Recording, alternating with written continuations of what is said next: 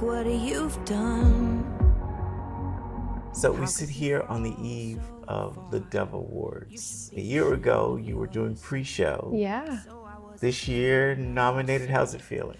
It feels great. You know, I think my personality is one. I love to see growth and progression, and I think it's just a natural progression of, you know, how things are going and the music connecting to people. And so I'm so excited. The fact that I'm doing this now, it's really, really sweet.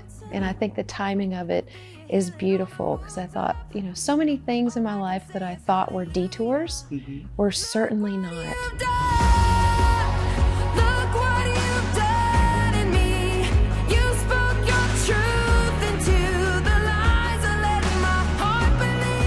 How special is the nomination for specifically the Song of the Year? What's that like for you?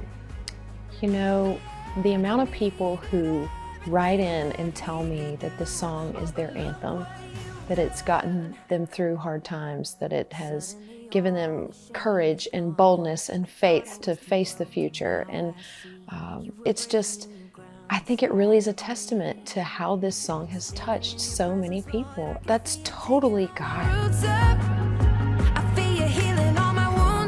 So you write this song with a team. Tell me about the process. What was the prayer? What were you guys trying to say? This song is my testimony in a song. And so when I walked into the writing session that day, I said, I want to write a song about what God has done in my life. And sometimes when we write the most personal songs, they end up being the most universal. And so I think that was the case for this song. It was very, very personal to me, and it ended up being something that a lot of people really caught on to.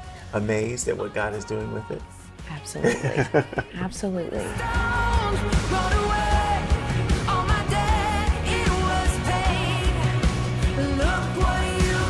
You were saying that you felt, looking back, you thought some parts of your life were detours.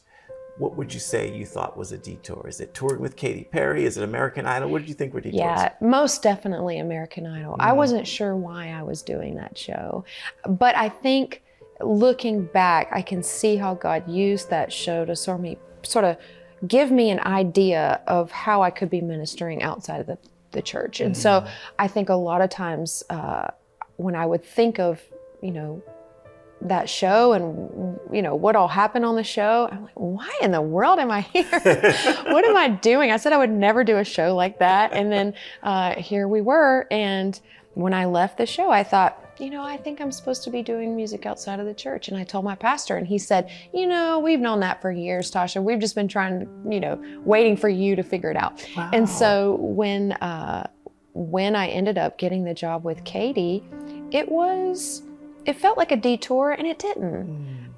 And so I kind of think, you know, my time with her at different seasons felt like, what are you doing? And then at other seasons, it felt like, gosh, I'm right in the middle of what you've called me to do right now, God. And so I think we all kind of walk through that, don't we? Where, you know, when we feel a grace to do something, there are times when we feel really comfortable in it and gung-ho. And then there are times where we're questioning, what am I doing with my life? And so I think I experienced all of those emotions with Katy. And looking back, I thought they were detours, and they really weren't. It was beautiful. And that's what I say about God's timing. His timing is so perfect. Can you make something from the wreckage?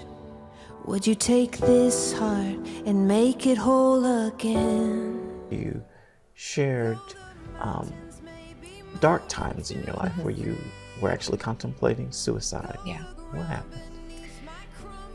I had been really wounded in the church, and I couldn't reconcile how Christians could be so mean with what I read in Scripture. And I didn't have the tools to process what was going on in my life. And so I went searching. And at the end of that road of searching, I found myself to be more depressed, more isolated than I ever had felt before. And I tried to take my life.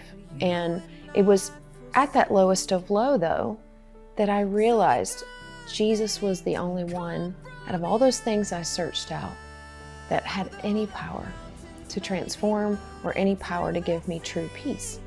And so I forced myself to go back to church. I thought, you know what? At some point, it's got to stick. One Sunday, the pastor said, if you want a touch from God, come up. at the end of service and we want to pray for you. And I left 3 hours later. And I always make this joke that they would have had to replace the square of carpet on the altar where I was because of all of my snot. I just completely, it was an altar moment for me, and it changed the trajectory of my life. And I just knew, you know, I had a lot of healing left to go, but I knew that the Lord had done something in my heart that day that was really, really special, and it hasn't been the same since.